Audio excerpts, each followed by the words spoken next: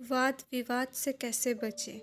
कोई हमें बुरी बातें कहता है तो उन बातों पर ध्यान नहीं देना चाहिए।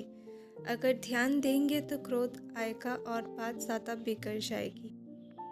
दो लोगों में विवाद तभी होता है जब दोनों लोग एक ही समय पर एक साथ क्रोधित हो जाते हैं। क्रोध में वाणी पर नियंत्रण नहीं रहता है। वाद विवाद से बचने के लिए मन शांत रखना चाहिए और दूसरों की बुरी बातों पर ध्यान नहीं देना चाहिए।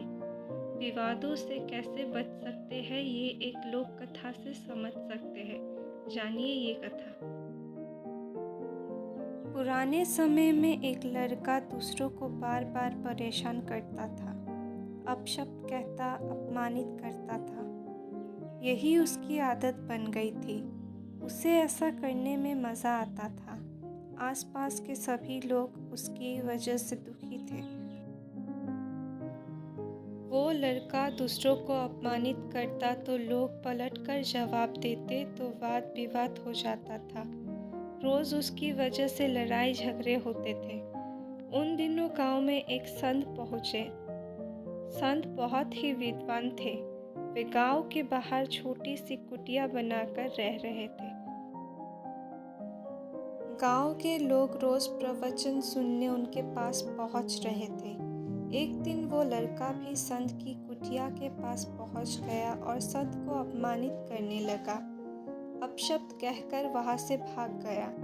उसे लग रहा था कि संत भी गुस्सा होकर मारने के लिए दौड़ेंगे तो मज़ा आएगा, लेकिन साधु ने उस लड़के की ओर देखा तक नहीं। वे लोगों को प्रवचन देने रहे थे। लड़का वापस साधु के पास पहुंचा और ज़ोर ज़ोर से चिल्लाने लगा। गांव के लोग हैरान थे। संत उस लड़के को जवाब ही नहीं दे रहे थे। तभी गांव के व्यक्ति ने संत से कहा कि गुरुजी, ये लड़का बहुत बदमाश है। गांव के लोगों को इसी तरह परेशान करता है। संत ने कहा कि भाई, वो मेरे साथ भी यही सुलूक कर रहा है, लेकिन मैं उसकी अपमानजनक बातें और अपशब्द ग्रहण ही नहीं कर रहा हूँ। ये सारे बातें उसके मुंह में ही है। देखो, उसका मुंह ही कितना गंदा है। उसकी बातें उसके ही पास है। लड़का संत की बातें सुन रहा था। उसे समझ आ गया कि अगर संत इन बातों को ग्रहण नहीं करेंगे तो उन्हें गुस्सा नहीं आएगा। ये बातें तो मेरे पास ही है। मैं कितना गंदा लड़का हूँ। उसे अपनी गलती का एहसास हो गया। लड़के ने संत से क्षमा मांगी और गांव के लोगों के सामने संकल्प किया कि वो अब से सभी के साथ प्रेम से रहेगा, कभी किसी का अपमान नहीं करेगा। इस प्रसंग की सीख ये है कि अगर कोई हमें गलत बात बोल रहा है तो उसे ग्रहण ही नहीं करना चाहिए।